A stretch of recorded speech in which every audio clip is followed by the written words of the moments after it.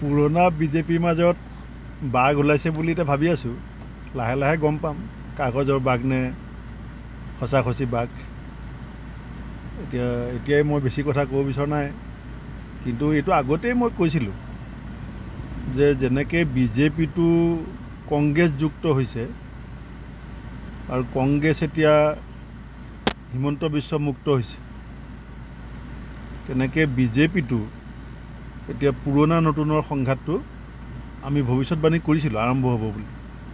সেইটো অৱধাৰিত আছিলে, কিন্তু এতিয়াতো দেখিছোঁ যে এতিয়া টাইগাৰ পুৰণা টাইগাৰ কাগজতে শেষ হয়নে 4 তাৰিখৰ পাছত আৰু স্পষ্ট হ'ব।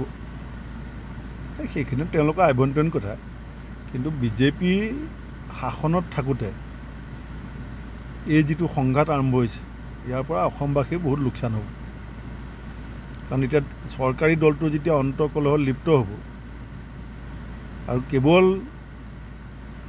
নিষ্ঠাবান পুৰণা বিজেপিখিনিক যেনেকৈ বাদ দি পেলাই তেওঁলোকে ধনকেন্দ্ৰিক ৰাজনীতি কৰিব বিচৰা মানুহখিনিয়ে বিজেপি দলটো দখল কৰিছে, সেইটো এতিয়া অসুখ ছমাই মুখ খুলিছে।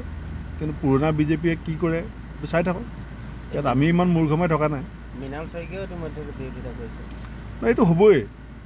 যিবিলাক মানুহে কপালৰ ঘাম মাটিত পেলাই এই দলটো অসমত বীজ ৰুইছিলে,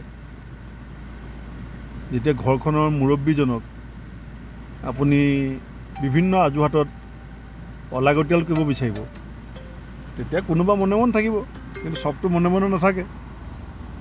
আৰু এই ক্ষেত্ৰত তেওঁলোকে কি ধৰণে কি ষ্ট্ৰেটেজি কৰিছেতো মই নাজানো। জয়ন্ত মল্লবুৰে বাৰে বাৰে তেওঁলোকক অপমান কৰে বুলি কৈছে। সেইটোতো চবেই দেখিছে। বিজেপিৰ প্ৰাক্তন সভাপতি, প্ৰাক্তন কেন্দ্ৰীয় মন্ত্ৰী ৰাজেন গোহাঁই ডাঙৰীয়াক অফিচত পিটি দিব লাগে বুলি কৈছিলে। তাতকৈ আৰু বেলেগ কিবা উদাহৰণ লাগে নেকি? আজি আমাৰ পৱন সিং ঘাটোৱাৰা ডাঙৰীয়া সভাপতি, আমি সদায় তেখেতক আগস্থান দি লগত লৈ থাকোঁ। আমি তেখেতৰ দিহা পৰামৰ্শ নোলোৱাকৈ আমি কিবা সিদ্ধান্ত লৈছোঁ বুলি কোনেও ক'ব নোৱাৰে। আমাৰ এজনেই প্ৰাক্তন সভাপতি আছে পৱন সিং ঘাটোৱাৰা ডাঙৰীয়া, তেখেতৰ স্থান মান আমাৰ দলত কেনেকুৱা আপোনালোকে পৰ্যালোচনা নিশ্চয় কৰে। আৰু বিজেপিৰ প্ৰাক্তন সভাপতি ৰাজেন গোহাঁই ডাঙৰীয়া, ৰমেন ডেকা ডাঙৰীয়াৰ স্থান মান কেনেকুৱা? ৰমেন ডেকা ডাঙৰীয়াই ছ'চিয়েল মিডিয়াত লিখে যে মই মুখ্যমন্ত্ৰীৰ এপইণ্টমেণ্ট নাপাওঁ। ৰাজেন গোহাঁই ডাঙৰীয়াই অফিচলৈ আহিলে কোবাই দিব লাগে বুলি কয়। গতিকে এইটোতো বিজেপি নহয়, এইটোতো কংগ্ৰেছৰ পৰা যোৱা মানুহখিনিয়ে কোনো আদৰ্শৰ কাৰণততো যোৱা নাই। এছ আলুৱালিয়া ডাঙৰীয়াৰ প্ৰেছ মিটটোৰ পাছতহে হিমন্ত বিশ্ব শৰ্মা ডাঙৰীয়া বিজেপিলৈ গৈছে।